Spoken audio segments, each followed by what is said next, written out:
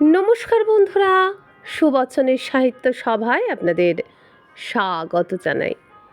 আজ পড়ে শোনাচ্ছি লীলা মজুমদারের লেখা একটি অনবদ্য গল্প, পদী পিসির বর্মি বাক্সের দ্বিতীয় পর্ব। গাড়ি বারান্দার নিচে গরুর গাড়ি নামিয়ে ঘনশ্যাম সিঁড়ির ওপর বসে পড়ল। ঘরের মধ্য থেকে পেঁচা, ফিঙে, নটবর, খেন্তি, পেঁচি ইত্যাদিরা সব বেরিয়ে এলো মজা দেখবার জন্যে। কিন্তু গাড়ি থেকে লট বহর নামাতে কেউই সাহায্য করল না।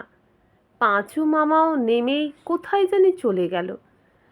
শেষ অবধি মনে মনে ভারী রেগে জিনিসপত্র দুম দাম করে মাটিতে ফেলতে লাগলাম। সেই দুমদাম শুনে দিদিমা বেরিয়ে এসে আমাকে চুমু টুমু খেয়ে একাকার। দিদিমা আমাকে সেজ দাদামশাইয়ের কাছে নিয়ে গেলেন।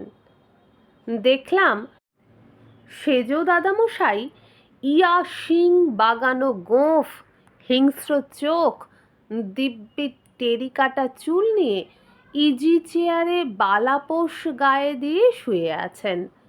বুকের ভিতর ধক করে টের পেলাম শত্রু নাম্বার 1। সেজ দাদামশাইকে প্রণাম করতেই একটু মুচকি হেসে আমাকে মাথা থেকে পা অবধি দেখে নিয়ে বললেন, হুম। ভীষণ রাগ হলো।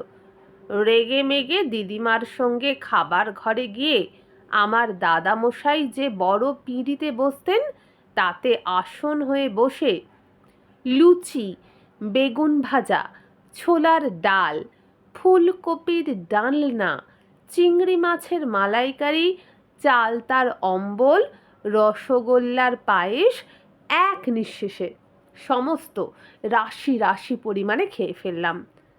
খাওয়া শেষ হলে দেখলাম পাঁচু মামাও কোন সময় আমার পাশে বসে খুঁটে খুঁটে খেতে আরম্ভ করে দিয়েছে। দু একবার তাকালাম, পাঁচু মামার ভাবখানা যেন আমায় চেনেই না। তখন আমার ভারী দুঃখ হলো। পাঁচু মামাও অন্যদিকে মুখ ফিরিয়ে নিল, কিন্তু হাত ধোবার সময় কানের কাছে মুখ এনে চুপি চুপি বলল, দুজনে বেশি ভাব দেখালে মতলব ফেঁসে যাবে। Old lady number 1 spy. আমি একটু আপত্তি করতে গেলাম, কারণ দিদিমাকে আমার ভালো লাগছিল। পাঁচু মামা বলল, চুপ, আমার খুড়ি, আমি চিনি না। পুরনো কাঠের সিঁড়ি বেয়ে হাতে মোমবাতি নিয়ে দিদিমার সঙ্গে সঙ্গে দোতলায় বিশাল এক শোবার ঘরে শুতে গেলাম।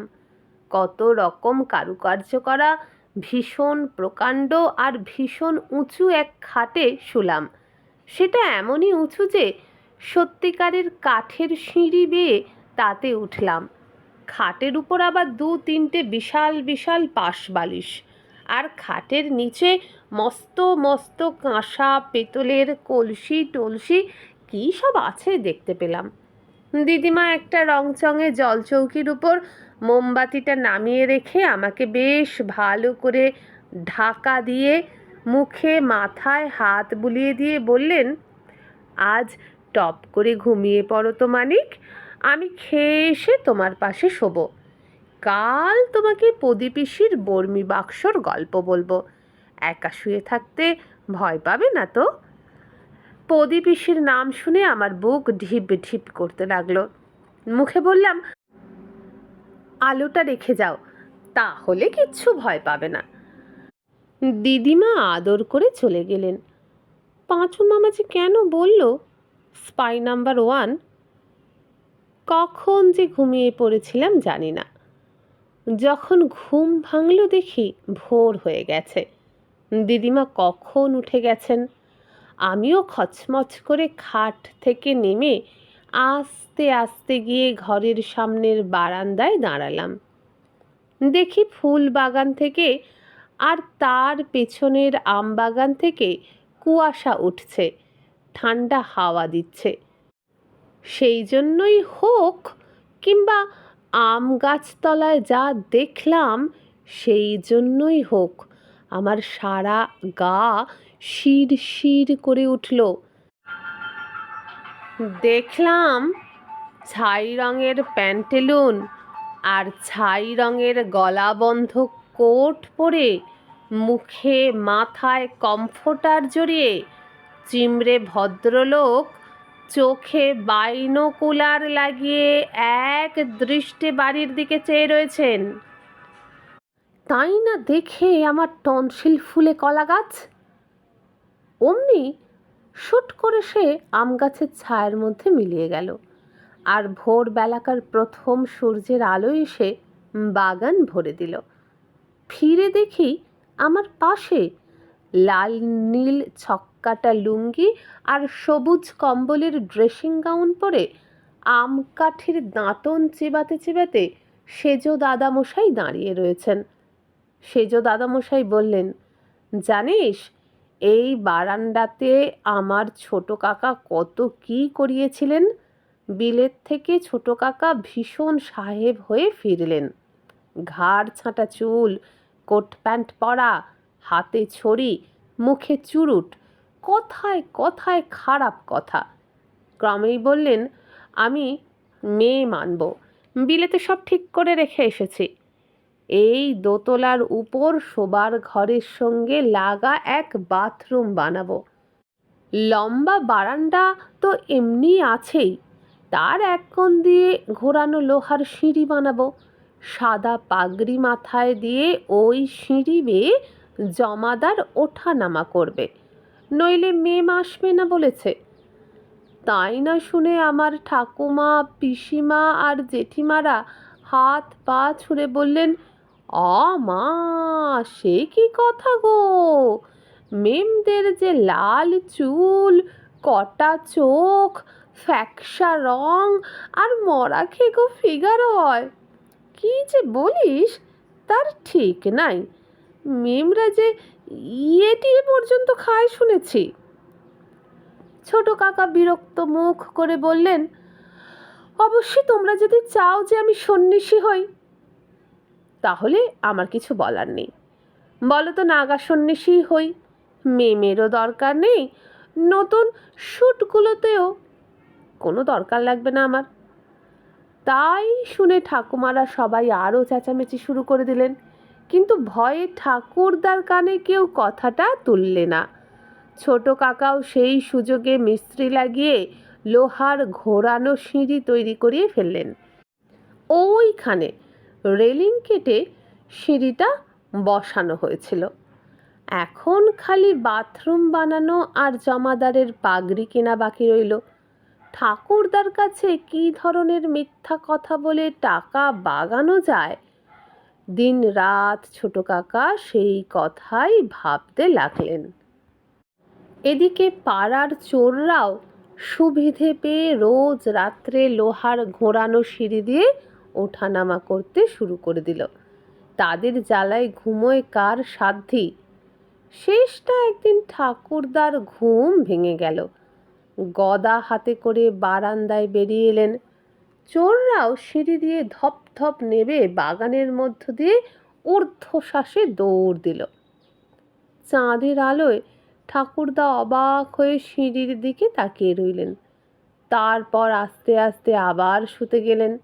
পরদিন সকালে উঠেই মিস্ত্রি ডাকিয়ে ওই সিঁড়ি খুলিয়ে ফেললেন। রাগের চোটে ছাদে ওঠবার কাঠের সিঁড়িটা অবধি খুলিয়ে দিলেন। কাটা রেলিং ফের জোড়া দেওয়ালেন, আর ছোট কাকাকে ডেকে বললেন, পানুর ছোট মেয়ের সঙ্গে তোমার বিয়ে ঠিক করেছে, টোপর পরে প্রস্তুত হও। শেষটা ওই পানুর ফর্সা মোটা গোলচোখো 12 বছরের মেয়ের সঙ্গে ছোট কাকার বিয়ে হয়ে গেল। এবং বিশ্বাস করবে কিনা জানি না, তারা সারা জীবন পরম সুখে কাটালো। পাঁচুটা তো ওরই নাতি। হেই রে, ঘনশ্যাম আবার আমার ইসবগুল নিয়ে আসছে। বলিস যে আমি বেরিয়ে গেছি। বলেই সেজ দাদামশাই হাওয়া। আমি তাকিয়ে দেখলাম ছাদ পর্যন্ত বাঁদর তাড়াবার সিঁড়ির খাঁজগুলো দেওয়ালের গায়ে কাটা কাটা তখনও রয়েছে। সব পুরনো বাড়ির মতো মামা বাড়ির ঘরগুলো বিশাল বিশাল, সিঁড়িগুলো মস্ত মস্ত, বারান্দাগুলোর এ মাথা থেকে ডাকলে ও মাথা থেকে শোনা যায় না। আর দুপুরে সমস্ত বাড়িখানা অদ্ভুত চুপচাপ হয়ে গেল। পাঁচু মামার টিকিটই সকাল থেকে দেখা যায়নি।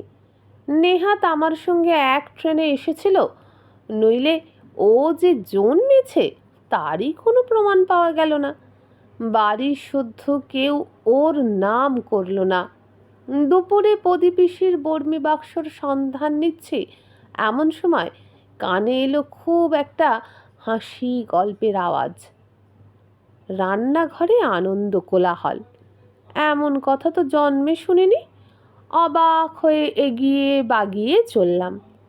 বারান্দার বাঁকে ঘুরেই দেখি চাকর বাকররা বিষম ঘটা করে অতিথি সৎকার করছে। কে একটা রোগা লোক ঠ্যাং ছড়িয়ে বামুন ঠাকুরের উঁচু জলচৌকিতে বসে রয়েছে। চারদিকে পান, বিড়ি আর কাঁচি সিগারেটের ছড়াছড়ি। বামুন দিদি পর্যন্ত ঘোমটার মধ্যে বিড়ি টানছে। ঘনশ্যামটাম সবাই উপস্থিত আছে। পান খেয়ে খেয়ে সব চেহারা বদলে ফেলেছে। আমার পায়ের শব্দ পেয়েই নিমেষের মধ্যে রান্নাঘর ভোঁ ভাঁ, কে যে কোথায় চম্পট দিল ঠাউরি করতে পারলাম না।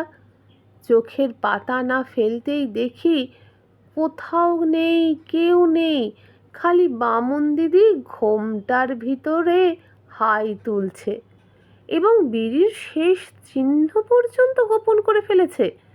কিন্তু একটা জিনিস আমার চোখ এড়াতে পারেনি, ঠ্যাং ছড়ানো রোগা লোকটা হচ্ছে আমাদের সেই পরিচিত চিমড়ে ভদ্রলোক।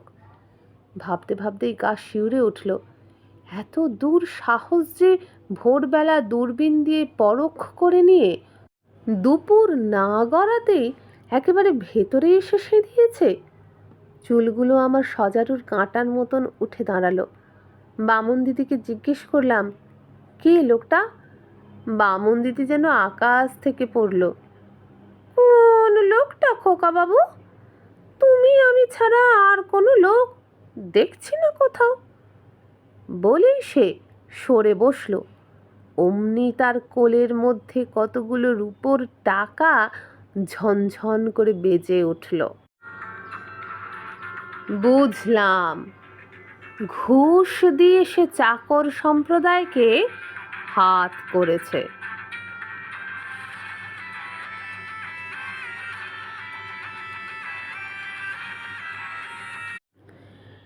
এদিকে পাঁচু মামার সঙ্গে যে পরামর্শ করব, সে যে সকাল থেকে কোথায় গা ঢাকা দিয়ে রয়েছে তার কোনো পাত্তাই নেই।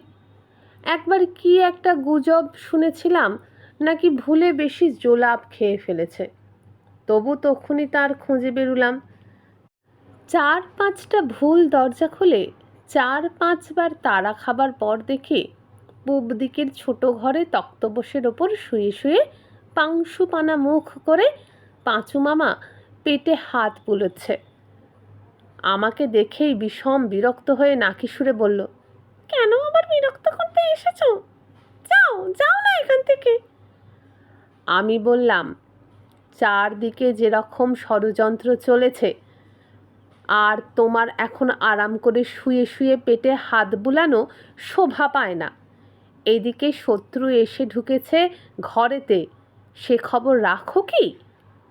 পাঁচু মামা কোথায় আমাকে হেল্প করবে না তাই না শুনে এমনই ক্যাও ম্যাও শুরু করে দিল যে আমি সেখান থেকে যেতে বাধ্য হলাম। সারা দিন ভেবে ভেবেও একটা কুল কিনারা করতে পারলাম না। রাত্রে দিদিমা পাশে শুয়ে মাথায় হাত বুলোতে বুলোতে বললেন, বলেছিলাম তোকে প্রদীপিসির বর্মি বাক্সের গল্প বলবো, তবে শোন।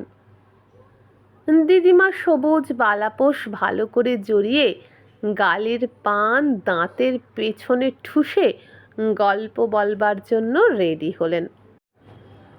আর আমার বুক ঢিপ ঢিপ করতে লাগলো। দিদিমা বলতে লাগলেন, পদি পিসির ইয়া ছাতি ছিল, ইয়া পাঞ্জা ছিল। রোজ সকালে উঠে আধ সের দুধের সঙ্গে 1 পোয়া ছোলা ভিজে খেতেন। কি তেজ ছিল তাঁর! সত্যি মিথ্যে জানি না, শুনেছি একবার একটা সামলা গরু হাম্বা হাম্বা ডেকে ওর দুপুরের ঘুমের ব্যাঘাত করেছিল বলে উনি একবার তার দিকে এমনি করে তাকালেন যে 3 দিন ধরে সে দুধের বদলে দই দিতে লাগলো। প্রদীপিসে একবার শীতকালে গরুর গাড়ি চেপে কাউকে কিছু না বলে রামাকান্ত নামে একটি মাত্র সঙ্গী নিয়ে কোথায় জানি চলে গেলেন। ফিরে এলেন দুপুর রাত্রে। এসেই মহা হইচই লাগালেন কি একটা নাকি বর্মি বাক্স হারিয়েছে। সবাই মিলে নাকি 1.5 বছর ধরে ওই বাক্স খুঁজেছিল। কোথায় পাওয়া যাবে? কেউ চোখেই দেখেনি সে বাক্স। শেষ পর্যন্ত সে তো পাওয়াই গেল না। আমি নিঃশেষ বন্ধ করে বললাম, তাতে কি ছিল? দিদিমা বললেন, কে জানে, মশলা টশলা হবে। ওই প্রদীপিসির একটি মাত্র ছেলে ছিল, তার নাম ছিল গজা। কালো রোগা ডিগডিগে, এক মাথা কোঁকড়া কোঁকড়া তেল চুকচুকে চুলে টেরি বাগানো। দিন রাত কেবল পান খাচ্ছে আর তামাক টানছে। পড়াশোনা কি কোনো কাজকর্ম নামটি পর্যন্ত নেই। সারাদিন গোলাপি গেঞ্জি আর আদ্যির ঝুলো পাঞ্জাবি পরে পাড়াময় টোটো কোম্পানি, শখের থিয়েটার, এখানে ওখানে আড্ডা। অথচ কারো কিছু বলার জো নেই। প্রদীপিসি তাহলে কাউকে আর আস্ত রাখবেন না? জানিস তো, ভালো লোকের কখনো ভালো হয় না। যত সব জগতে বদমাইশ আছে সবাই সুখে জীবন কাটিয়ে যায়। গজারও তাই হলো। যখন আরও বড় হলো গাঁজা গুলি খেতে শিখল, জোর আড্ডায় গিয়ে জুটল।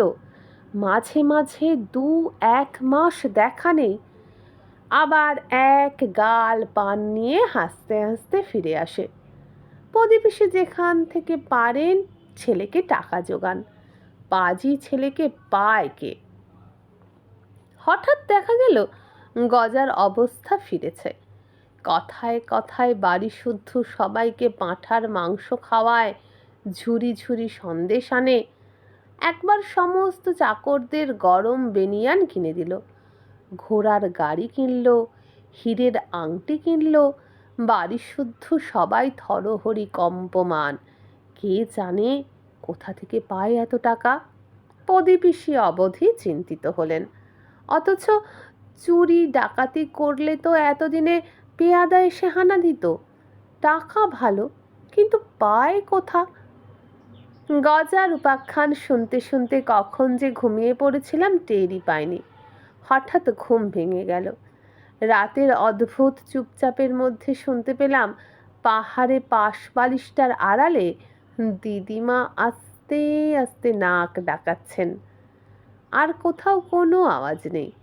তারপর শুনলাম দূরে হুতুম প্যাঁচা ডাকছে, আর মাথার উপর পুরনো কাঠের কড়িগুলো মঠ মঠ করে মোড়ামুড়ি দিচ্ছে। বুঝতে পারছিলাম এসবের জন্য ঘুম ভেঙে যায়নি।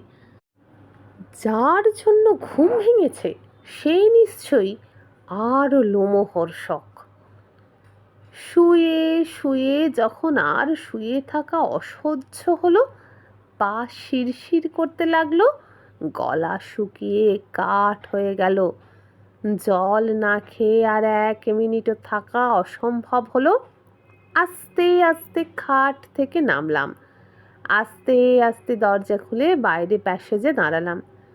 ওই একটু দূরে সারি সারি 3টে কলসি ভরা জল রয়েছে, কিন্তু মাঝখানের ঘুরঘুরটে অন্ধকারটুকু পেরোতে ইচ্ছা করছে না। দাঁড়িয়ে দাঁড়িয়ে ডান পায়ের বুড়ো আঙুল দিয়ে বাঁ পায়ের গুলিটা চুলকোচ্ছি, আর মন ঠিক করছি এমন সময় কার পায়ের শব্দ শুনতে পেলাম। কি আর বলবো, হাত পা পেটের মধ্যে সেঁধিয়ে গেল।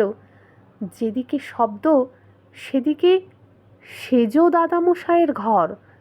কল্পনা করতে লাগলাম, দাঁত দিয়ে ছোড়া কামড়ে ধরে হাত দিয়ে সিঁধ কাটতে কাটতে কানে মাকড়ি পরা লাল নেংটি গায়ে তেল চুকচুকে সব চোর ডাকাতেরা সেজ দাদামশাইয়ের ঘরে ঢুকে ওর হাত বাক্স সরাচ্ছে, রূপোর গড়গড়া নিচ্ছে, মখমলের চটি পায়ে দিচ্ছে। এমন সময় ঠুস করে সেজ দাদামশাইয়ের দরজা খুলে গেল, আর বিড়ি ধরাতে ধরাতে যে বেরিয়ে এলো, বিড়ির আগুনে স্পষ্ট তাকে দেখে চিনলাম সেই চিমড়ে ভদ্রলোক, বগলে জুতো নিয়ে পা টিপে টিপে এগুচ্ছে। আমার তো তখন আর নড়বার চড়বার ক্ষমতা ছিল না, তাই চুপ করে ভীষণ মৃত্যুর জন্য প্রস্তুত হলাম। লোকটা কিন্তু কি একটা পেরেকে না কিসে হোঁচট খেয়ে দুঃশালা বলে অন্ধকারের মধ্যে মিলিয়ে গেল। একটু বাদেই নিচের তলায় একটা দরজা বন্ধ হবার শব্দ শুনতে পেলাম।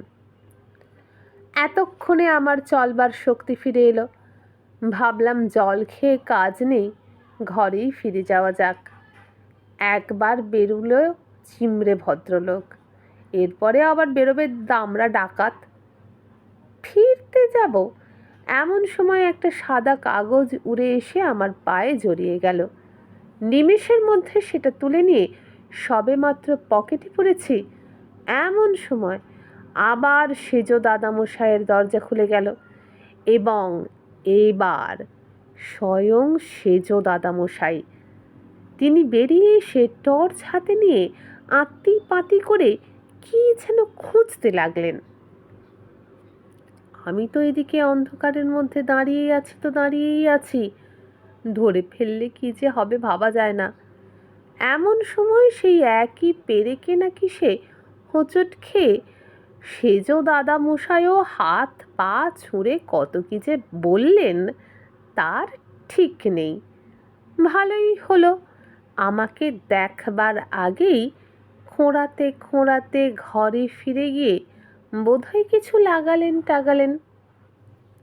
আমি যে কি ভাববো ঠাউর করতে না পেরে খানিকটা জল খেয়ে আবার শুয়ে পড়লাম।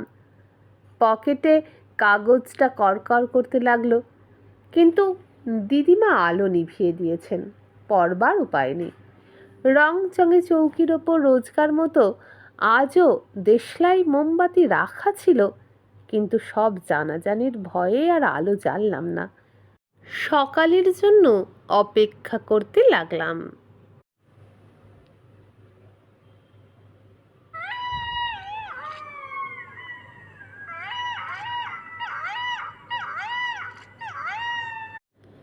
অপেক্ষা করতে করতে আবার ঘুমিয়ে পড়েছিলাম। স্বপ্ন দেখলাম প্রদীপিসি এসে পেছনের বারান্দার দরজা থেকে আমাকে ডাকছেন। ইয়া ষণ্ডা চেহারা, গলায় রুদ্রাক্ষের মালা, থান পরা, ছোট করে চুল ছাঁটা, কপালে চন্দন লাগানো, অবিকল পাঁচু মামা যেমন বলেছিল। এক হাত দিয়ে ইশারা করে আমাকে ডাকছেন, আর অন্য হাতটা পেছনে রেখেছেন। আমি কাছে যেতেই বললেন, বাক্স পেয়েছিস? আমি বললাম, কই না তো। নিমেষের মধ্যে বাক্স কোথায় ফেলেছিলে যে 1 বছর ধরে খুঁজে খুঁজেও পাওয়া যায়নি? আমার আশা আছে যে আমি 2 দিনেই খুঁজে দেব। কোথায় রেখেছিলে? প্রদীপিসি বললেন, ভালো করে খুঁজে দেখ, পেলে তুই নিস। পাঁচুটা একটা ইডিয়েট, জোলাপের পর্যন্ত ডোজ ঠিক করতে পারে না, তুই নিস। বাক্সের মধ্যে লাল চুনির কানের দুল আছে, তোর মাকে দিস। আর দেখ, ওই বেটা চিমড়েটা আর ওই বুড়োটাকে একেবারে কাইন্ড অফ বোকা বানিয়ে দিস। বিশ্বনাথের কৃপায় গজার আমার কোনো অভাব নেই। জুড়ি গাড়ি কিনেছে, বাড়ি কিনেছে, গাঁজার ব্যবসা করেছে। আহা, বাবা বিশ্বনাথ না দেখলে পাপিষ্ঠদের কি গতি হবে বলে আমাকে চুমু খেয়ে প্রদীপিসি ছোট কাকার তৈরি সেই কাঠের সিঁড়ি বেয়ে বাগানের দিকে চললেন, এবং পেছন ফিরতেই দেখলাম যে হাতটা পেছনে রেখেছিলেন তাতে ইয়া মস্ত এক গদা। গদা দেখে এমনই চমকে গেলাম যে ঘুমই ভেঙে গেল। দেখলাম সকালবেলা রোদ পেছনের দিকের বারান্দা দিয়ে এসে বিছানা ভরে দিয়েছে। কাটা সিঁড়ির দাগটা চকচক করছে। হঠাৎ কেন জানি মনে হলো এই সিঁড়িটা একটা ভারী ইম্পর্ট্যান্ট জিনিস। বন্ধুরা, এখানেই শেষ করলাম পদী-পিসির বর্মী বাক্সের দ্বিতীয় পর্ব। তৃতীয় পর্ব শীঘ্রই আসবে। যদি ভালো লাগে একটা লাইক করবেন। যদি আমার চ্যানেলে এখনও সাবস্ক্রাইব করে না থাকেন তাহলে সাবস্ক্রাইব করে আমার মনোবল বাড়াবেন। আর যদি ভালো লাগে তাহলে অন্য গল্প শোনার জন্য এই চ্যানেলের প্লেলিস্টে গিয়ে ক্লিক করুন। আপনার জন্য থরে থরে সাজানো আছে নানা স্বাদের গল্প। সেগুলো শুনুন যতক্ষণ না নতুন পর্ব আনছি। আজকের মতো বিদায় নিলাম। নমস্কার।